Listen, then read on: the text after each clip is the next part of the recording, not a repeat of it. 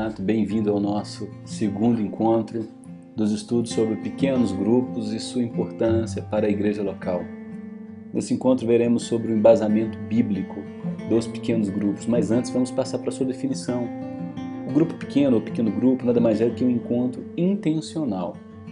Nós desejamos abrir nossa casa ou participar de um lugar que já tenha o pequeno grupo funcionando. E esse encontro ele acontece num grupo pequeno, de 3 a 15 pessoas, porque isso facilita a intimidade, é uma relação face a face, onde eu olho no olho do outro, o outro olha nos meus olhos, e ali a gente pode se servir mutuamente. É um encontro que acontece em base regular e horário determinado. É um encontro sistemático, acontece toda a semana, naquele dia específico, no horário, e ele tem o propósito de descobrir e crescer nas possibilidades da vida abundante em Cristo. Então essa é a definição mais apropriada de pequeno grupo. É um encontro intencional de 3 a 15 pessoas, porque se passar disso, você vai perceber que já perde a intimidade. As linhas de comunicação ficam muito grandes, e aí a gente perde aquele face a face que é tão importante para o pequeno grupo, que tem esse propósito de descobrir e crescer na vida abundante em Cristo Jesus, onde Deus usa a minha vida na vida do outro e usa a vida do outro na minha vida, fornecendo assim intimidade para descobrirmos juntos o propósito de Deus para as nossas vidas e crescermos nesse propósito. O propósito final do pequeno grupo é ajudar pessoas a terem um relacionamento muito maior com Cristo e formar discípulos frutíferos e fiéis. E qual a importância dos grupos pequenos? São várias, viu? A primeira delas é que o grupo pequeno gera um envolvimento pessoal muito maior mobilização, responsabilidade, uso dos dons e crescimento espiritual. Mobilização por quê? Porque a gente recruta pessoas do nosso círculo de relacionamento. O pequeno grupo gera maior responsabilidade porque à medida em que as necessidades vão surgindo ali dentro, elas vão sendo, via de regra, resolvidas ali dentro pelos próprios integrantes do pequeno grupo. As pessoas não somente se voluntariam, mas elas se tornam corresponsáveis pelas vidas uns dos outros. E naturalmente os dons vão sendo aprimorados e usados na vida uns dos outros. E o crescimento espiritual acontece de maneira natural. O pequeno grupo gera uma comunhão muito maior, porque a intimidade, a flexibilidade, a integração social, mobilidade e sensibilidade.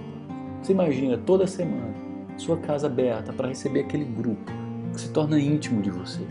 Tem flexibilidade porque hoje pode ser na minha casa, semana que vem na casa do outro, na outra semana pode ser em outro dia, em outro horário, pode ser no shopping, 1 hora e meia antes de ir para o cinema assistir aquele filme, nós nos encontramos para rever o roteiro, estudar a palavra, orar uns com os outros, falar da vida, trocar experiências, crescer na intimidade com Cristo, poder marcar uma viagem juntos.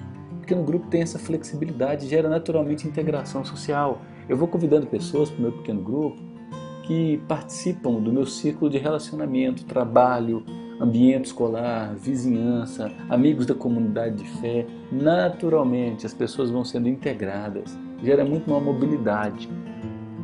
Os grupos vão se reunindo por faixas etárias, por afinidade, e a sensibilidade acontece. Porque à medida em que as dinâmicas, os problemas, as dores vão acontecendo, as pessoas do pequeno grupo se sensibilizam e ajudam-se mutuamente. E o pequeno grupo também gera muito maior evangelização. Por quê? Porque a evangelização é mais completa e concreta através de relacionamentos pessoais. Basta olhar para a sua própria vida. Por que você está na igreja hoje? Porque você creu em Cristo. É óbvio, aconteceu o milagre do novo nascimento. Deus te convenceu de que você é um baita pecador, de que Cristo morreu por seus pecados, ressuscitou ao 3º dia para se fazer seu Senhor e Salvador. É claro que é só Deus que pode fazer isso. Mas veja que no processo de sua evangelização, para você tomar conhecimento da mensagem do Evangelho, Deus foi usando várias pessoas do seu círculo de relacionamentos. Então a evangelização é mais completa e concreta através de relacionamentos pessoais. E o pequeno grupo é uma porta aberta para receber pessoas da nossa intimidade, gente com quem convivemos no dia a dia. Então gera muito maior evangelização e também integração. Porque as pessoas permanecem na igreja à medida em que amizades sólidas vão se formando. Dificilmente a pessoa permanece na mesma comunidade de fé se passar 2, 3, 4, 5 anos sem desenvolver uma amizade. Quando ela encontrar uma amizade numa outra comunidade de fé, ela vai para outro endereço, para outra igreja. Então o pequeno grupo gera essa integração, as pessoas se tornam amigas, vínculos são formados, a família estendida é construída. O pequeno grupo naturalmente gera pastoreio, porque muitos problemas são resolvidos com desabafo, com oração, com aconselhamento mútuo, com troca de experiência e com conselhos amorosos que ocorrem naturalmente no dia a dia dos encontros. O pequeno grupo forma novas lideranças de maneira natural. E tudo que eu falei anteriormente corrobora isso. O pequeno grupo forma liderança de maneira dinâmica, profunda e natural. E gera serviço.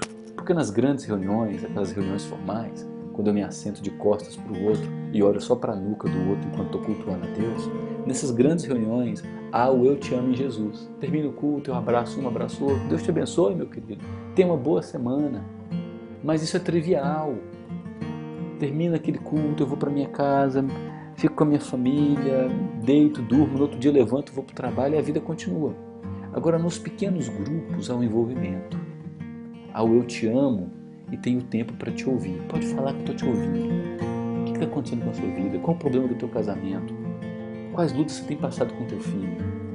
No pequeno grupo há o eu te amo e posso te levar ao hospital.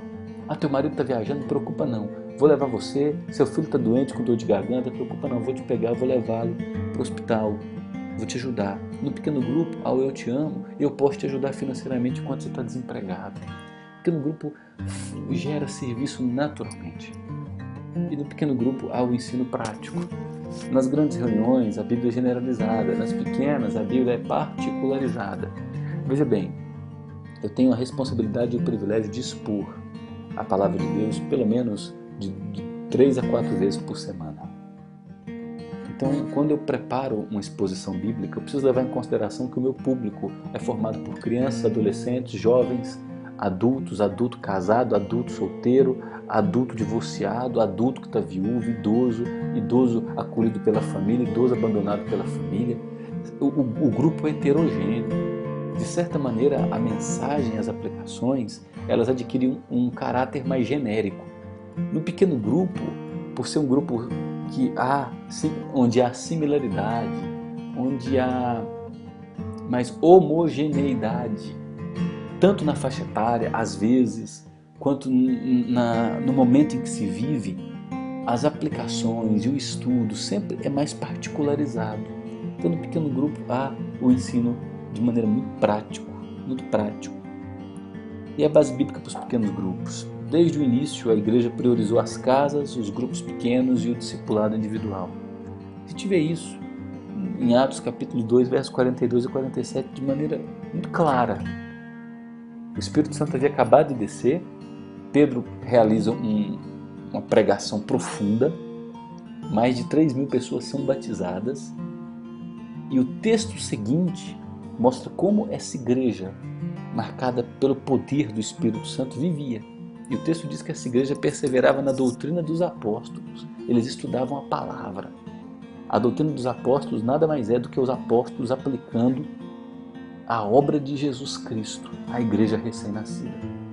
E explicando que todo o Antigo Testamento falava sobre esse Jesus. E aplicando o Antigo Testamento à luz do Jesus presente nesse Antigo Testamento à vida da igreja. Essa é a doutrina dos apóstolos. A igreja perseverava no ensino. A igreja perseverava na comunhão, no partir do pão, nas orações.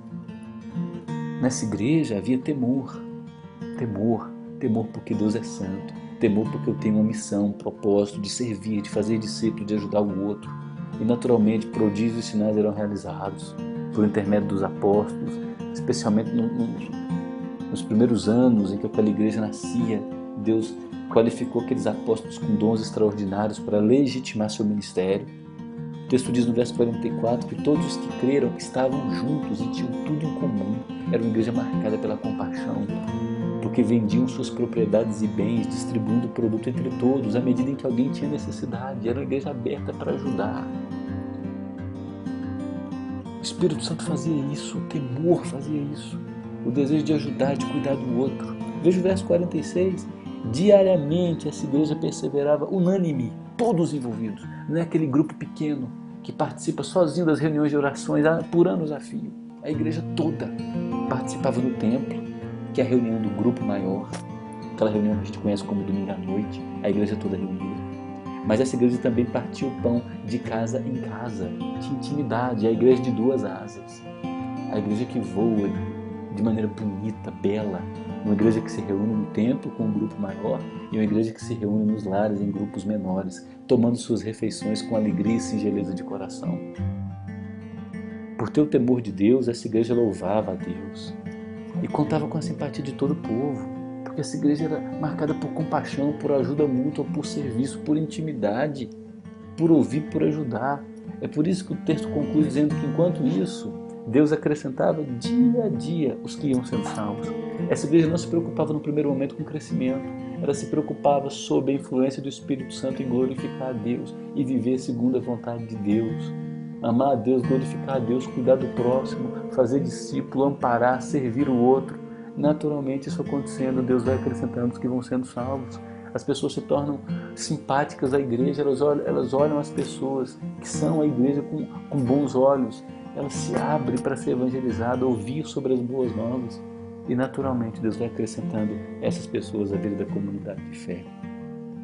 Atos capítulo 5, 42 diz que todos os dias essa igreja perseverava no templo e de casa em casa. E não cessava de ensinar e de pregar a Jesus como Cristo. O que eles faziam nas casas? Eles se instruíam na doutrina, aqui é o ensino, repartiam o pão, aqui é a comunhão. Essa igreja orava e louvava a Deus, adoração. E eles davam testemunho do Senhor e Deus acrescentava os que iam sendo salvos, a evangelização natural. Olha só que igreja harmoniosa. Ensino, comunhão, adoração, evangelização. Que lindo isso aqui. Tenho certeza que você deseja isso para a sua vida. Você deseja isso para a igreja. Alguns textos que falam sobre os pequenos grupos nas casas. Paulo diz em Romanos 16, versos 3 a 5, saudai Priscila e Áquila, são meus cooperadores em Cristo. Saudai igualmente a igreja que se reúne na casa deles. Olha em Colossenses o que ele diz. Saudai os irmãos de Laodiceia e Ninfa e a igreja que ela hospeda em sua casa. A Arquipo, nosso companheiro de lutas, e a igreja que está em tua casa. Graça e paz a vós outros. Eu quero trazer 3 versículos para a nossa reflexão agora e perguntar a você onde nós podemos exercer essas coisas de maneira realmente eficaz. Veja bem, 1 Pedro, capítulo 4, verso 10. Servir, isso aqui é uma ordem, uns aos outros, cada um conforme o dom que recebeu. Cada cristão recebeu um dom, ou vários dons, e a ordem do apóstolo é: use esses dons para servir o outro, como bons dispenseiros da multiforme graça de Deus. Romanos 14. Assim, pois, seguimos as coisas da paz e também as da edificação de uns para com os outros. O que Paulo está dizendo é que nós seguimos edificando o outro. 1 Tessalonicenses, o mesmo Paulo diz no capítulo 5, consolai-vos, isso aqui é uma ordem, é imperativo, uns aos outros e edificai-vos. Seja usado por Deus no crescimento do outro, enquanto o outro é usado por Deus em seu crescimento, como também estáis fazendo. Onde é que a gente pode exercer essas coisas? Essa ajuda mútua, ser usado por Deus na vida do outro e o outro ser usado por Deus na minha vida, para que eu cresça e ele cresça no culto, naquele ambiente mais formal, limitado a 1h30, quando eu olho na nuca do outro, ou no pequeno grupo, aquele ambiente familiar, informal, regular, um círculo sendo feito. Eu acho que você já tem a resposta, né? Algumas conclusões que a gente pode tirar disso tudo é que a igreja com grupo pequeno não é truque ou invenção. Não é. Ela está enraizada em sólidos princípios bíblicos. Eu citei apenas alguns textos bíblicos, há vários outros que falam dos pequenos grupos existindo naturalmente nos lares. E fez parte natural da dinâmica da igreja primitiva para comunhão e crescimento. Era uma igreja perseguida, era uma igreja que sofreu o antagonismo tanto da religião preponderante em Jerusalém, que era o judaísmo, quanto do Império Romano e sua política de adoração ao imperador. Então a igreja, ela já nasce nessa dinâmica informal de adoração. E Deus usa isso de maneira profunda para o seu crescimento, amadurecimento e intimidade.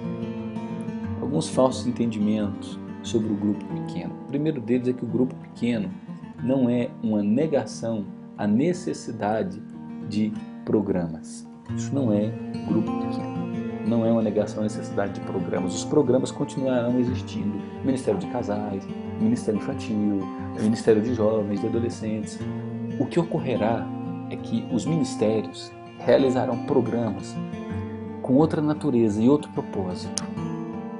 Os programas servirão para o amadurecimento dos cristãos que estão crescendo na fé. Os programas servirão para qualificar a liderança, para gerar intimidade dos vários pequenos grupos. Os programas não serão feitos para alimentar uma multidão inerte sentada. Os programas não serão feitos para entretenimento. Os programas serão feitos para cooperar com a adoração, com o crescimento e instigar, desafiar os crentes no amadurecimento da fé. Grupo pequeno não são apenas pequenos grupos dispersos e independentes, não são. Isso é um falso entendimento. Os pequenos grupos eles se encontram com um propósito claro de crescer na intimidade com Cristo, crescer na intimidade um com o outro e fazer discípulos de todas as nações. Eles não são dispersos e independentes, têm um propósito. E se a igreja tem uma liderança saudável, ela vai conduzir os pequenos grupos, todos os pequenos grupos, num único propósito.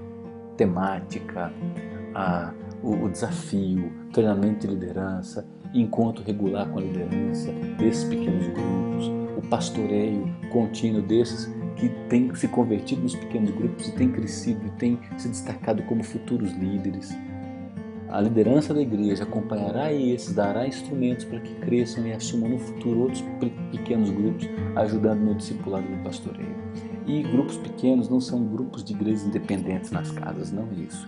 No pequeno grupo não se celebra a ceia, no pequeno grupo não se batiza, no pequeno grupo não se dizima. Isso é feito nas grandes reuniões. Lembra de Atos 2? Que a igreja se reunia no templo e de casa em casa. Nas grandes reuniões, há a presença dos pastores com o ofício pastoral ordenados, dado por Deus. Há o corpo maior que celebra, que traz as primícias, que dizima. Há a celebração da ceia, há os batismos, as profissões de fé, para que toda a igreja junta celebre pelo novo nascimento. No grupo pequeno, há a intimidade, há o cuidado mútuo, há o serviço dos dons, a reciprocidade. Então, o grupo pequeno não é um grupo de igrejas independentes nas casas. O que são os pequenos grupos? São uma estratégia contínua de evangelização, de discipulado e comunhão. Não é um bicho de 7 cabeças, não. É abrir minha casa para receber pessoas com as quais eu tenho afinidade, me abrir para ser usado por Deus para cuidar de outro e cumprir a ordem de Jesus, que é fazer discípulo de todas as nações. Isso acontece naturalmente através de relacionamentos. E é uma igreja que se distribui nas casas para aprimorar a comunhão, o pastoreio e a evangelização. Não é verdade que os pequenos grupos enfraquecem o culto de domingo. Os pequenos grupos tornam o culto muito mais dinâmico, porque os relacionamentos estão afinados, se estudam a palavra semanalmente. Então os pequenos grupos se reúnem no templo, a igreja reunida, há mais festa, há mais alegria, o canto é espontâneo, vem do coração, é dinâmico, a celebração é contagiante, o culto fortalece, a igreja se torna dinâmica, viva, bonita, atraente. E não é verdade que pequeno grupo divide a igreja, não é. Quando a liderança estabelece um propósito, quando há expositores fiéis, mestres, uma liderança séria em expor a palavra de Deus, que transmite essa seriedade através de seu ensino e comportamento, os pequenos grupos fortalecem a igreja porque seguirão a voz desses pastores em direção ao cumprimento da missão que é fazer discípulo. E não é verdade que os pequenos grupos diminuem a autoridade pastoral, de jeito nenhum. Pelo contrário, os pequenos grupos fortalecem a autoridade dos talvez. Os pequenos grupos, na verdade, fortalecem a autoridade dos talvez vários dezenas de pastores que existem dentro de uma igreja. Mas temos que nos lembrar que quando Jesus sobe aos céus, ele envia à sua igreja dons por meio do seu Espírito Santo. E há muitas pessoas sentadas na igreja que possuem o dom do pastoreio, que é o cuidado mútuo, a palavra de ensino, de amor, dar o ouvido. Não estou falando de pastor ordenado, um ofício pastoral. Eu falo da função pastoral, o cuidado mútuo. Então o pequeno grupo fortalece a descoberta desses pastores, desse sacerdócio, desses dons, e fortalece ainda mais a autoridade dos pastores ordenados, que têm um ofício pastoral. Porque esses agora pastorearão pastores, que pastoreiam outros. É uma igreja dinâmica, viva. Se Deus quiser, no próximo encontro, nós falaremos sobre um evangelismo que de fato funciona, desejando viver a dimensão acolhedora e restauradora da igreja local. O meu objetivo nesse encontro 2 foi de deixar o seu coração muito tranquilo, para a certeza de que pequeno grupo tem embasamento bíblico. Foi e é usado por Deus de maneira profunda para gerar intimidade, gerar crescimento, gerar serviço, amadurecer os dons, cumprir a vontade de Deus, trazer novas pessoas para a comunidade de fé através do evangelismo que acontece naturalmente. O pequeno grupo é um grande auxiliar à dinâmica da igreja local. Abra sua vida, abra seu coração para ser usado por Deus, abra a tua casa. Se há dificuldade nesse momento em abrir a tua casa, participe de um pequeno grupo, ou reúna-se com um grupo de pessoas afins, pessoas novas na comunidade, gente com quem você tem certa afetividade. Procure se abrir para amar gente. Se você não puder encontrar numa casa, você pode encontrar toda semana numa sorveteria, numa pizzaria. Pode marcar para almoçar junto toda semana e crescer em torno desse objetivo, de estudar a palavra, de ouvir o outro, de orar um pelo outro e um pelo outro. Se desafia a isso. Deus deseja realizar grandes coisas por meio de você. Que Deus te abençoe.